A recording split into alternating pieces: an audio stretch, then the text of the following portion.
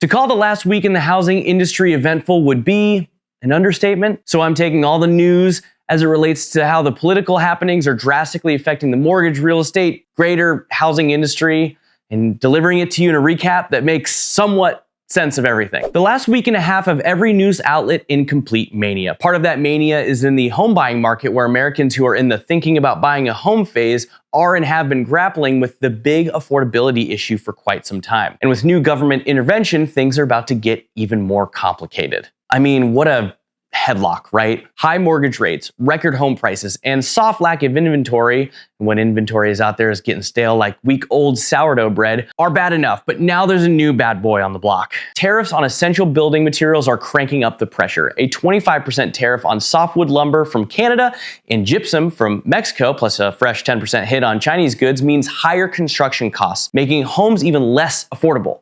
Builders are already begging for exemptions, and already some of these tariffs have been delayed like a month. But smaller developers with tight margins will get hit hardest, further strangling new home supply. Meanwhile, the labor shortage made worse by mass deportations is leaving fewer workers to build the homes we can afford. If these tariffs stick, the cost of materials could spike by $3 or $4 billion, forcing builders to pass that pain on to buyers. And if inflation jumps as a result, the Fed could scrap any dreams of rate cuts, crushing affordability even more. To be fair, financial regulators were already in a full-blown identity crisis, and now the Consumer Financial Protection Bureau, the CFPB, the so-called watchdog for American consumers, just got muzzled. Scott Bessent, a hedge fund heavyweight and newly minted Treasury Secretary, is now the acting CFPB director after Rohit Chopra was abruptly fired. His first move? Putting the agency on ice. An internal memo ordered staff to stop issuing rules, freeze enforcement actions, and halt all public communications. That means ongoing lawsuits against big players like Capital One, Walmart, and Zelle are on pause. Bessent said he's here to lower costs for the American people, but pausing consumer protections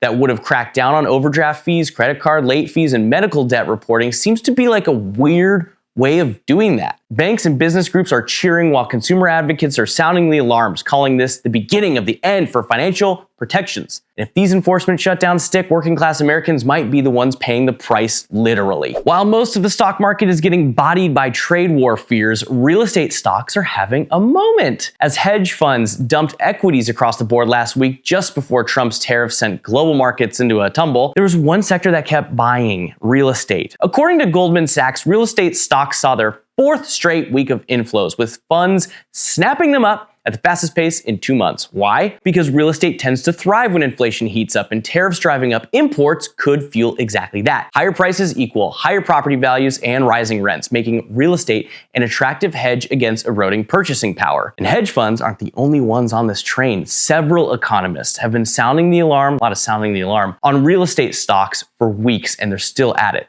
The hot take is commercial real estate, despite its pandemic-era doom narrative, is making a comeback. So if you're playing the market and you're looking for a sector with momentum, real estate just might be so freaking back, man. Let me know your thoughts, opinions, ideas, reactions to anything I've covered today in the comments. I love being able to have conversations with you guys because, as you know right now, I'm pretty much just talking to a camera by myself. Any of this information resonates and you're looking for more, check out my newsletter. It's called This Week Today, where you can join over 40,000 people staying up to date on the latest housing and financial trends and what they might mean for you. You can sign up through the link in my bio or head to s1l.com and click the banner at the top of the page.